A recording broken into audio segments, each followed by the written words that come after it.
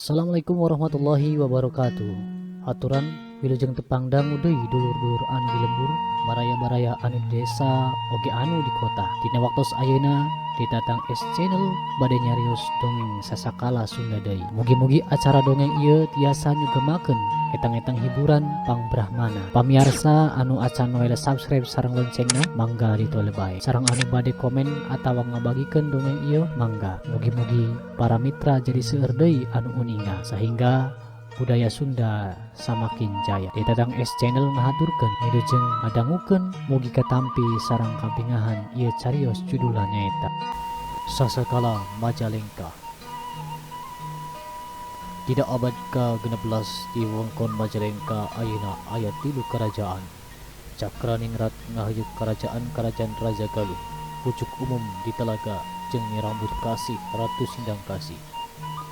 Nyi Rambut Kasih lain bae geulis kawanti-wanti, tapi deui kawantar sakti tu gede wibawa jeung gede komara sarta jadi panutan masyarakat. Sabagian tina wewengkon Sindang Kasih teh masih mangrupa leuweung. Di antara tutuhanana aya nu disebut tangkal maja, anu hasiatna pikeun nyageurkeun kasakit muriang. Teu jauh di Sindang Kasih di Cirebon aya Syekh Syarif Hidayatullah. Zaman harita di Cirebon sumebar kasakit muriang, loba anu kaserang. Syarif Hidayatullah ngutus Pangeran Muhammad jeung Siti Armilah pikeun nyangan buah maja sangkan urang Cirebon anu katarap panyakit muriang calager deui. Nya terus bae utusan teh arindit salian tirek nyangan buah maja teh Pangeran Muhammad jeung Siti Armilah boga tujuan sejen nyaeta rek nyebarkeun agama Islam. Lantaran utusan ti Cirebon daratangna ka Sindang Kasih henteu permisi heula, Nyi Rambut Kasih ngarasa teu suka wewengkon kakawasaanana ditincak ku tamu anu teu diondang di negara sejen. Nyi Rambut Kasih ngawatek kasaktianana.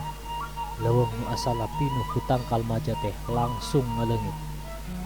Eta utusan teh teu manggih anu ditianganana lantaran tangkal maja anu tadina loba teh jadi eueuh. Majane langka, cek utusan dina bahasa Cirebon, bermaksudna majana eueuh. Nya adalah bae jadi Majalengka, terusna dirobah jadi Majalengka. Sanajan anu ditianganna teu kapanggih oge, Pangeran Muhammad jeung Siti Armilah henteu terus mulang ka Cirebon. Cek angkohanana sugan we dina hiji waktu mah bakal manggihan tangkal maja. Matak eta utusan teh teu eureun-eureun nyangan tangkal maja teh bari sakalian nyebarkeun agama Islam. Sabada ngawurkeun babagan agama Islam ka balarea di sawatara tempat, Pangeran Muhammad terus matuh di Gunung Margatapa. Ari Siti Armilah itikaf satekah pola pikeun Islamkeun Nyi Rambut Kasih ngan kekeh teu hasil.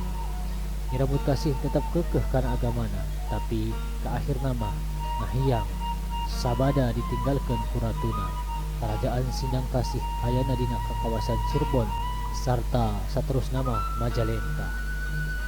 Pangeran Muhammad tilar dunya dimakamkeun di Margatapa. Ari Siti Armilah mah dimakamkeun di Tukangan Pendopo Kabupaten Majalengka. Ayeuna anu katelahna makam Cibedeng Badori.